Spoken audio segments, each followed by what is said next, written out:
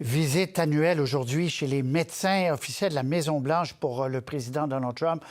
Avec nous, et on le joint, on le remercie. Vous êtes levé à l'aube pour nous, Dr Julien Cavanagh. Vous êtes à Taïwan, merci d'être là. Médecin neurologue, entre autres. Raphaël Jacob, merci d'être là aussi. Bonsoir à vous deux. Bonsoir. Bonsoir. Docteur Cavanagh, je commence avec vous. Est-ce qu'on doit se fier à ce processus? Réexpliquez-nous le contexte. Est-ce que c'est un processus qui est très encadré ou le président va voir des médecins puis il choisit un peu ce qu'il dit ou ce qu'il ne dit pas au grand public? Il n'y a pas de cadre légal sur ce que doit être dévoilé au public américain de la santé du président des États-Unis. Il n'y a absolument aucune loi qui demande que le président révèle quoi que ce soit de sa santé.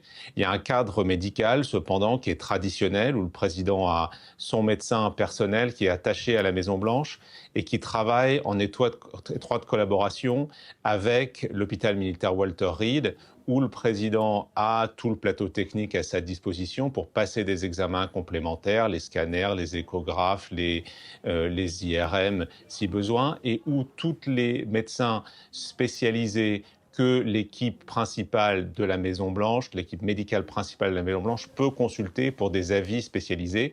Et c'est comme ça qu'on voit les présidents aller à Walter Reed, passer des examens de routine ou des examens en urgence lorsque c'est le cas.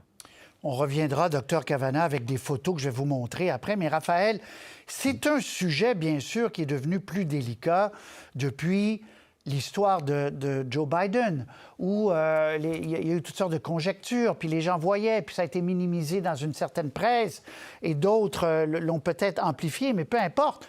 Est-ce que les Américains ne sont pas plus scrupuleux là, et plus curieux sur la santé de leur président depuis l'épisode Biden? Depuis l'épisode Biden, et de façon plus large, Patrice, et je m'excuse à l'avance pour la voix, c'est peut-être moi qui aurais dû me rendre à Walter Reed, à l'hôpital plus tôt aujourd'hui. Peut-être que le docteur Cavanagh aura des suggestions médicales pour moi, mais dans tous les cas, il y a l'épisode Biden et il y a le fait, disons-le très franchement, qu'on a eu 2 présidents consécutivement qui soient dépassés les 80 ans, ou dans le cas de M. Trump, les avoisinent.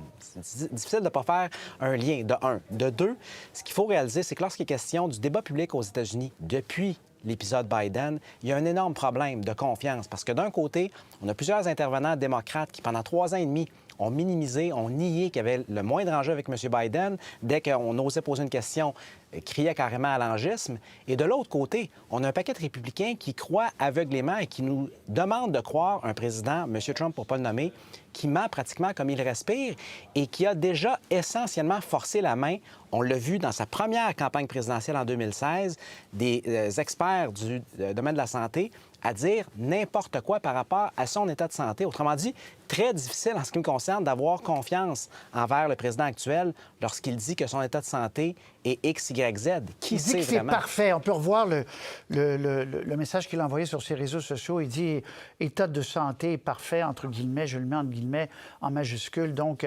alors, justement, Dr Cavanagh, je vais vous montrer les photos, puis on va faire un petit bilan de ce qui a circulé depuis des semaines et des semaines. Il y a cette main-là. Expliquez-moi, qu'est-ce que ça nous dit, cette main, sur une potentielle maladie ou un état?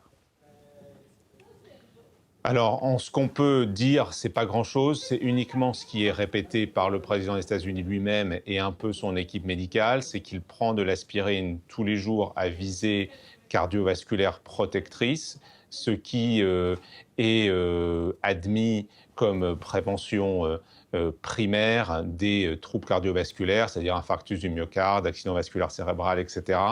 Ce qu'on sait aussi, c'est qu'il prend plus que la dose prescrite, c'est-à-dire que normalement c'est 81 mg, il en prend 3 à 4 fois plus que ça. Ça éclaircit le sang.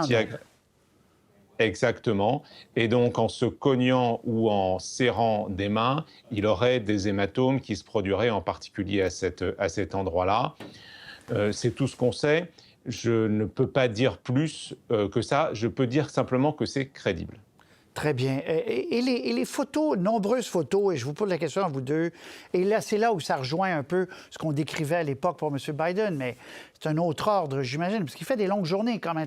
On le voit dormant ou s'endormant, ou enfin les yeux fermés, dort-il pas, on ne le sait pas. Est-ce que ça préoccupe, Raphaël, les Américains, ou, dans le fond, c'est la dernière chose qui les préoccupe de Trump? On s'entend que ce n'est pas une priorité. En même temps, il y a quelque chose qui s'est produit depuis le premier mandat. Lorsqu'on avait sondé les Américains et les Américaines aux urnes en 2020, donc à la toute fin du premier mandat de M. Trump, à savoir est-ce qu'il est apte, selon vous, ou inapte d'un point de vue physique et cognitif à occuper ses fonctions, on avait 49 qui disaient qu'il était inapte. On est rendu, selon le dernier sondage Ipsos qu'on a eu dans les derniers jours, à 55 Donc, c'est pas une hausse qui est absolument spectaculaire, mais c'en est une. Et on en parle alors que dans le premier mandat, on en parlait très, très peu. Lorsqu'on parlait de la santé de M. Trump, des doutes publics par rapport à cette dernière, vous allez rire, mais c'est pas entièrement drôle et c'est surtout véridique, c'était par rapport à sa santé mentale.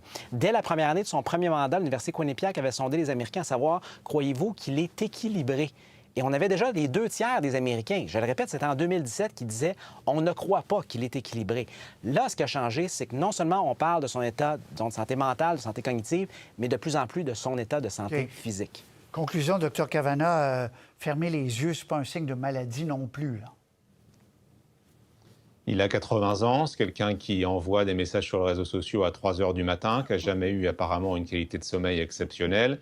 Et donc, ce n'est pas tout à fait surprenant, mais c'est un peu comme à chaque fois la même chose, c'est-à-dire qu'il y a des symptômes, des petites choses qu'on voit, et avec quelque part une illusion de transparence, c'est-à-dire qu'on nous donne des bribes d'informations médicales qui sont très partielles, qui peuvent potentiellement expliquer ce qu'on voit, mais dans ce climat de doute, et aussi avec quelqu'un qui a l'habitude de maquiller la vérité, voire de mentir, ça fait qu'il y a quand même une crédibilité très limitée. Merci, Dr Julien Cavanagh. Encore une fois, merci d'avoir été là. Raphaël Jacob, à très bientôt. Au revoir. Merci.